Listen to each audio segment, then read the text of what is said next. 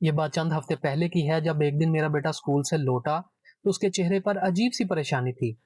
پوچھنے پر اس نے بتایا کہ اسکول بس میں اسے دو لڑکے تنگ کرتے ہیں۔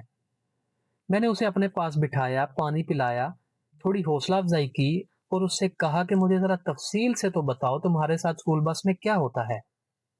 کہنے لگا بابا وہ مجھ سے ایک کلاس بڑے ہیں، آئے روز مجھے بار بار تنگ کرتے ہیں، کبھی میرا الٹا نام پکارتے ہیں، کبھی شرٹ کو کھینچتے ہیں، کبھی تھپڑ، کبھی مکہ مارتے ہیں اور کبھی دھکا دے کے سیٹ سے گرانے کی کوشش کرتے ہیں۔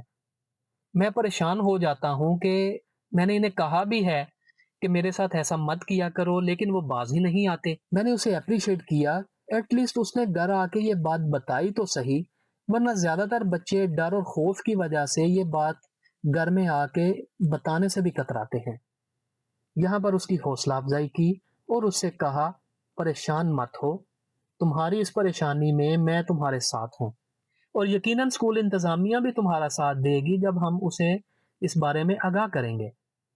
اب یہاں پر ہم نے اگلی اسٹریٹجی طے کی۔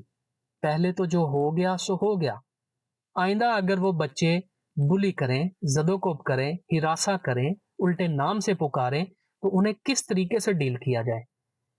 پہلا سٹیپ تو اس میں یہ ہے کہ ہم نے خاموشی توڑنی ہے اور ان سے کنورسیشن کرنی ہے، اور یہ کنورسیشن علیحدگی میں نہیں ہوگی، بری ہوئی بس میں ہوگی جہاں سب لوگ بیٹھے ہوئے ہوں گے، ٹیچرز بھی موجود ہوں گے۔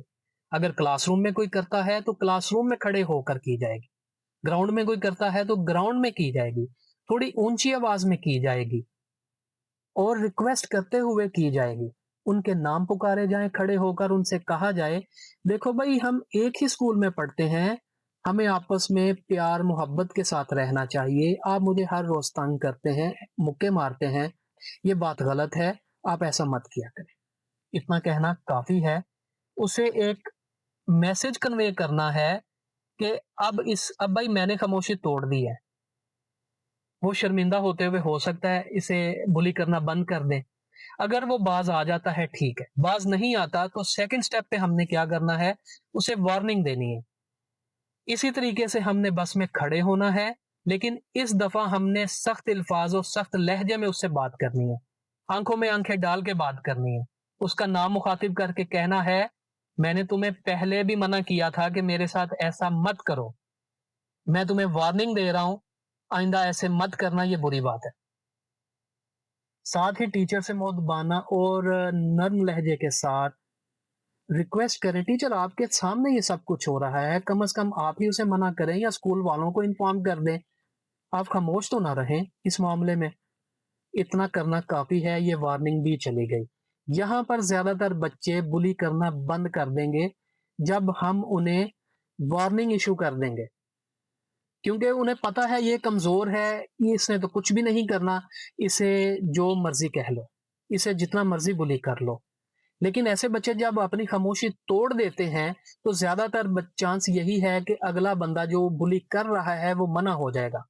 اگر پھر بلی کرنا بند نہیں ہوتا تو تھرڈ سٹیپ پہ بھائی ہم نے اپنا سیلف ڈیفense کرنا ہے، سیلف ڈیفenس پہ جانا ہے۔ اگر وہ مکہ مارتے ہیں تو ہمیں بھی ایسا کرنا پڑے گا، اگر وہ تھپڑ مارتے ہیں تو ہم چپ کر کے کیا تھپڑ ہی کھاتے رہیں، ہمیں بھی تھپڑ لگانا پڑے گا۔ اگر وہ گریبان سے پکڑتے ہیں تو ہمیں بھی اس کا گریبان پکڑنا پڑے گا، آنکھوں میں آنکھیں ڈال کے بات کرنی پڑے گی، میں نے تمہیں پہلے بھی سمجھایا تھا میرے ساتھ ایسے مت کرو۔ اتنا کرنا، سیلف ڈیفenس کرنا بھی بہت ضروری ہے، چپ کر کے مار ہی نہیں کھاتے جانا۔ اور بات یہیں پر ختم کرنی ہے، پھر اگلے دن اسکول آفس میں جانا ہے اور انہیں ایمانداری کے ساتھ یہ سارا واقعہ بیان کر دینا ہے، میں نے اس سے پہلے ریکویسٹ کی، پھر وارننگ دی، اور اب تو وہ باز نہیں آ رہا، تو کیا میں خاموشی سے تھپڑ ہی کھاتا جاؤں، مکے ہی کھاتا جاؤں؟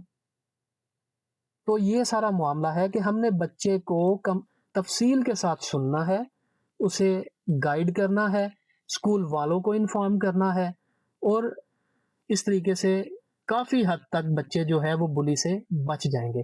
اب یہاں پر ٹیک ہوم میسج یہ ہے کہ بچے کو یہاں پر ہم نے ریئل لائف کی ایک پرابلم سالونگ سکل ڈیولپ کرنے کی ایبلٹی دینے کی کوشش کی ہے کہ خدا نہ خواستہ اس کے علاوہ بھی بچے کو کوئی پرابلم آتی ہے ریئل لائف میں، یہ زندگی ہے، تو اس میں بچے نے کس طریقے سے آگے چلنا ہے. خاموشی کے ساتھ سب کچھ برداشت ہی نہیں کرتے جانا. تربیت یہی ہے کہ اسے گائیڈ کیا جائے اور وہ اپنی پرابلمز کو خود سالو کرنے کی کوشش کریں. جہاں بڑوں کی مداخلت کی ضرورت ہے بڑے مداخلت کریں.